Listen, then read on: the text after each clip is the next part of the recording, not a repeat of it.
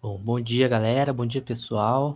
Hoje vamos começar a falar um pouco sobre evolução e essa será a nossa primeira aula de um conjunto de aulas, beleza? Eu vou trazer para vocês os conceitos mais conhecidos nos dias atuais sobre evolução e as teorias evolutivas. E vou trazer também conceitos sobre as evidências das evoluções, né? Tipo, seleção natural, recombinação gênica, mutação e etc. Então, quando a gente pensa em biologia, muitas vezes vem, né, na nossa cabeça que a biologia é uma ciência descrita, uma ciência de observação. Mas a biologia está muito mais pautada nos porquês do que nos oquês, né? E essas justificativas vêm dos assuntos que a gente vai tratar nesse conjunto de aulas que eu vou trazer para vocês, né? Então prestem bastante atenção, é um tema legal, né? Tem bastante coisa interessante. A gente vê que dá para perceber como que funcionou a história, né, da ciência, a história da evolução, beleza? Então, para começar, eu vou dar uma palhinha sobre a evolução biológica e depois a gente vai falar um pouco sobre o autor, o nosso primeiro autor, né, o Jean-Baptiste Lamarck, né? Então vamos lá. Muita gente acha que sabe, né, o que é evolução, mas geralmente possui uma ideia meio que superficial, ou às vezes até uma ideia errada sobre a evolução. Eu não vou trazer o conceito concreto, né, sobre evolução dos dias de hoje, né? Eu vou dar uma simplificada e a gente vai construindo esse conceito durante as nossas aulas, beleza? Essas duas primeiras aulas. Então, temos que evolução nada mais é do que processos de transformação das espécies ao longo do tempo. É isso. Simplifiquei ao máximo aqui, né? Então, a ideia da evolução vem de uma ideia de transformismo, né? Principalmente que os seres, a partir de registros fósseis, eles se transformaram ao longo do tempo. E com isso, sabendo disso, a gente quis saber por que eles se transformaram e como que eles se transformaram, né? E a partir disso que surge a ideia de evolução. Então, guarda essa ideia, porque não é exatamente isso que é o conceito de evolução, né? Mas a gente vai criar em torno da nossa aula, das nossas aulas aqui. Pensando nisso, então, vamos voltar um pouco para essa época, onde começaram os debates, as discussões, né, lá no século XVIII, se eu não me engano, né? Porque se a gente pensar em evolução, hoje em dia é fácil, né, de materializar. Você pensa, pô, evolução, transformação dos seres vivos ao longo do tempo, adaptação, seleção, né? Aí você pensa um monte de coisa. Eu acredito que vocês também já tenham visto alguma animação ou qualquer outro tipo de material que fala sobre a evolução. Mas assim, pensa na evolução lá no século XVIII, né?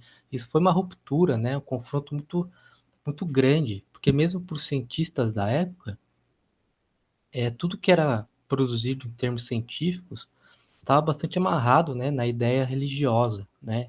Imagine que na religião ocidental a gente tem um ser superior que criou todos os outros seres de maneira que nós conhecemos. E nessa criação temos imutabilidade, ou seja, Deus criou os seres vivos como eles são hoje em dia. Então, essa ideia de criacionismo reforma o fixismo, né, que eu passei para vocês na aula de origem da vida, certo? Acho que vocês lembram disso um pouco. Então, o fixismo ele defende que as espécies são imutáveis, ou seja, Deus criou seres de maneira concreta. Daí vem a ideia de transformismo. Imagine que a partir de um fóssil, você vê que nitidamente um ser era de um jeito, aí você tem um intermediário para o ser atual, e aí você tem o ser atual. E com isso você consegue construir, né, uma certa projeção entre esses seres. Aí você pensa, pô, claro, se eles se transformaram ao longo do tempo, como? Através de um processo de evolução em que as espécies se modificaram. Então é importante a gente sacar que o conceito de evolução veio um tempo depois. Os primeiros conceitos, né, da ideia, que mais para frente vão chamar de evolução, veio da ideia de transformismo. a partir das publicações de um francês chamado Jean-Baptiste de Lamarck, certo? E aí você pensa, pô, professor, Lamarck foi o primeiro evolucionista, né? Não, o Lamarck foi o primeiro grande evolucionista. Ele foi o primeiro cara que conseguiu, né, tipo, abalar as estruturas, ganhar notoriedade. Muito embora hoje a gente consiga fazer críticas à teoria de Lamarck, foi a partir da colaboração dele que a gente construiu a teoria evolutiva atual. Então ele tem importância de ser pioneiro, né, essas ideias de evolução hoje em dia. Então imagine que Lamarck nasceu em 1744. Imagine que Lamarck pertencia à nobreza baixa da França e você está na baixa nobreza. Não significa que você tem um status. Você não era um grande nobre, né? Você não tem recurso de sobra. Você era aquilo que a gente hoje chamaria de classe média, que tem que lutar para conseguir recursos. Você não é o plebe também, que precisa lutar pela sua sobrevivência, mas você precisa lutar para conseguir recursos, né? Para conseguir dinheiro. Então, Lamarck tinha que trabalhar, né? Trabalhar para, pois, para ser um naturalista, né? Você precisa gastar um dinheiro, você precisa ter dinheiro para gastar, né? Imagina você fazer uma expedição para ter uma equipe para coletar material, para enviar o material à universidade, para identificar o material, né? Isso tudo custa, né, um certo dinheiro. Então, até por isso, o Lamarck, ele acabou indo para o exército, né? Naquela época, ir para o exército, você ganhava um dinheiro, né? Hoje em dia você não ganha, você ganha tipo uma bolsa, né? Vamos falar, ganhava uma bolsa, ganhava alguns recursos, né? De moradia, tal, essas coisas. E, inclusive, nessa época, o Lamarck estava perante a Guerra dos Sete Anos, né? O reinado de Luís XV. Então, né, como ele estava no exército, ele teve que ir para a guerra e com isso ele acabou ficando muito doente num determinado período. E com isso ele precisou se retirar do exército. E aí ele foi colocado na reserva do exército, né? Mas nas expedições que ele fez com o exército na época, ele começou a despertar seu interesse pela biologia, em especial pelas plantas, né? Ele começou a observar as plantas de outro modo, anotar características das plantas, desenhar as plantas, classificar as plantas. No momento que ele entra na reserva, ele vai fazer algumas expedições pela França, que resultaram na publicação de uma obra que foi importante para a vida de Lamarck, né? Que se chama A Flora Francesa. E esse livro vendeu muitos volumes e com isso ele conseguiu sustentar sua família e conseguiu sustentar suas pesquisas. Então com isso, com ele tendo dinheiro, ele, ele falou, ah, não, agora vou investir na minha carreira de cientista, né? E aí que ele começou a observar outros seres vivos, né? Outros seres, outras formas de vida, e com isso resultou em uma outra publicação de um outro livro, que é a filosofia zoológica, né? E nesse livro ele vai determinar o que é mais importante que você precisa saber a respeito de Lamarck. Então, um momento, eita, travou. Então, primeiro, o Lamarck ele era transformista, né? Ele acreditava que os seres se transformavam ao longo do tempo. Isso não se chamava evolução ainda, né? Então, na ideia de Lamarck, também não existia extinção de seres vivos. E a partir do momento que ele percebeu que os seres vivos se transformavam ao longo do tempo, ele entrou em um conflito, né, com suas ideias, porque ele era muito religioso e pensava, pô, Deus, em sua perfeição, benevolência, para criar um ser para depois extingui-lo, isso não faz sentido, né? Então Deus criou um ser que foi se transformando ao longo do tempo e temos hoje os seres atuais. Então a partir disso, ele acabou ficando um pouco confortável, né, com seus pensamentos religiosos e os pensamentos religiosos da época, que eram parecidos, né? E a partir do momento que ele pensou o transformismo e que seres não eram extintos depois disso, né? Então, depois vem os dois principais tópicos, né, que a gente mais lembra de Lamarck, que com certeza vocês devem anotar, que são as duas leis mais importantes, né, do Lamarckismo. Então, a primeira lei é a lei de uso e desuso, e a outra lei é a lei da transmissão dos caracteres adquiridos. Então, quando a gente pensa em evolução, na perspectiva de Lamarck, devemos prestar atenção nessas duas leis, né, que eu vou explicar para vocês já já. Então tá, primeiro temos aqui a lei do uso e desuso, né? O que quer dizer isso? Então, quanto mais uma estrutura você usa, mais ela desenvolve, mais ela se aprimora, né? Então, isso num organismo vivo.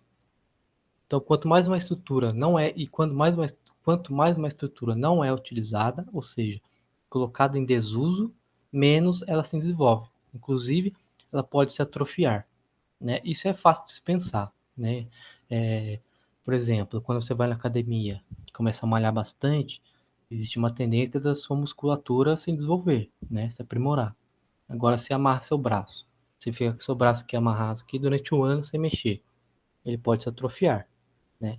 Então, essa ideia do Lamarck é bem materializável, né? É bem fácil de se compreender. Aí vem a lei da transmissão dos caracteres adquiridos, né? Que Lamarck acabou usando a lei do uso e desuso e foi um pouquinho mais além, né, dessa ideia. Então, o que ele pensava sobre isso? Ele achava que as estruturas, né, usadas ou desusadas em um organismo podiam modificar e se transformar em características que eram transmissíveis aos descendentes. Ou seja, as estruturas corporais que foram usadas ou desusadas podiam ser transmitidas na forma de informação aos seus descendentes, né? Parece uma besteira, né, a gente pensar um negócio desse. Pô, mas se eu malhar bastante, né? Existe uma tendência eu malho lá bastante, tudo, fico fortão, pá, e, e aí existe uma tendência do meu filho, né, nascer musculoso, sim ou não, né? Então, na ideia de Lamarck, sim, né? E aí, se meu filho malhar bastante também, pá, não sei o que, ficar fortão, meu neto vai nascer mais musculoso ainda? Lamarck pensava que sim, né? Aí você pensa assim, porra, que isso tem a ver? Tem nada a ver isso aí, né? Pessoal, a gente tem que, né, botar na cabeça que isso aí era pensamento da época, né? A gente está falando de meados do século XVIII, início do século XIX. Isso aqui tem o quê? 200 anos atrás. Ainda era, né, pensamentos muito aquém do que a gente pode estar pensando hoje em dia, né? Com a evolução da ciência, a gente sabe muitas coisas hoje em dia, né? Até o próprio Darwin, ele pensava na transmissão de caracteres, né? Mas no caso, o Darwin foi um pouco mais esperto, né? Ele fez um outro livro que falava só sobre isso, né? Só sobre a transmissão dos caracteres adquiridos. Por que ele fez isso? Porque nesse tema ele não tinha tanto embasamento científico, não tinha muita evidência. Então ele meio que deixou de lado, né? E fez a Origem das Espécies, que é o livro mais importante da evolução, né? Onde ele tinha o maior acervo de sustentações científicas, de evidência, sabe, de, de pesquisa, observações e etc. Né? Então, e onde era menos provável alguém refutar as ideias de Darwin. Então ele separou, né? Ele separou as duas coisas. Deixou a origem da espécie de um lado e a transmissão de caracteres adquiridos do outro, né? Então, o que eu acho que é importante você sacar, né? Que não é as leis, principalmente, não só, né? É você entender exemplos, né? Você conseguir observar, você conseguir observar situações conforme uma ideia lamarquista e conforme uma ideia darwinista. Então, Lamarck usou um exemplo muito legal, né, para falar sobre suas principais leis. Ele falou das serpentes. Ele evidenciou por registro fóssil que existiu serpentes com pernas, né? Imagina, serpente com perna. Daí ele pensou, pô, já que existiu no passado pernas na serpente, provavelmente o que aconteceu foi que essas serpentes com pernas pararam de utilizar as pernas, entraram em desuso, as pernas se atrofiaram e seus descendentes nasceram sem pernas, né? Outro exemplo famoso, né, que simboliza muito as ideias de Lamarck, porém tem um detalhe que esse exemplo não foi usado pelo Lamarck, tá? Mas foi usado por outro autor, que é desconhecido, mas como ele é um exemplo bem didático, né, é fácil de se compreender, então eu vou trazer ele aqui para você também, para vocês também, né, que é o exemplo das girafas, certo? Então, no lamarquismo, eles pensam que as girafas ancestrais tinham um pescoço mais curto. E como iam buscando as frutas mais altas, os alimentos mais altos das árvores, né? Tinha umas árvores pequenas, aí conforme o tempo ia acabando, aí começava a pegar de árvore maior, e aí cada vez ia esticando o pescoço, né? Esticando, esticando, esticando. Até que foi se passando aos seus descendentes, né? E seus descendentes acabaram desenvolvendo, né, um pescoço muito grande para poder, né, pegar as frutas de qualquer árvore, né? Qualquer árvore grande, não aquelas árvores gigantescas de mais de 10 metros de altura. Eu não sei se a girafa chega a ter 10 metros de altura, ou mais que isso, né? Mas enfim. Então esse né, um símbolo, né, do lamarquismo, das ideias de transmissão dos caracteres adquiridos. Então, trouxe um resumo aqui, né, para resumir o lamarquismo, conforme as ideias dele. Havia uma modificação ambiental, como no caso das girafas, né, em relação às árvores. Com isso, passou a ter uma necessidade de adaptação, e aí gerou um novo comportamento, né, e esse comportamento pode ser atrelado ao uso e desuso, que consequentemente ao desenvolvimento ou atrofia do órgão, ou a uma modificação no organismo, que gera a lei de herança de caracteres adquiridos e a transmissão dessa característica aos seus descendentes. Beleza? Então, é uma aulinha bem simples sobre lamarquismo. Eu quis dividir um pouco a aula de lamarquismo e darwinismo para ficar, né, bem evidente as teorias. Eu vou trazer uma outra gravação, a aula de darwinismo, e no final da aula eu vou tentar trazer para vocês o comparativo entre darwinismo e lamarquismo. Vixe, Maria. Entre darwinismo e lamarquismo, para a gente comparar, né, quais são as principais ideias entre essas teorias evolutivas que a gente tem na atualidade, beleza? Então é isso, rapaziada, galera. Espero que tenham gostado, que tenham prestado atenção, né? E anotado as informações mais importantes sobre esse tema. Não esqueçam, tá? Sobre as duas leis do lamarquismo, que são fundamentais, pedem bastante nos vestibulares. E eu sigo à disposição para qualquer dúvida que tiverem, através do meu e-mail. Eu passei na aula passada, esqueci de colocar nesse slide, mas é kaique.stengel@unesp.br, beleza? Então, tamo junto, rapaziada. Até a próxima.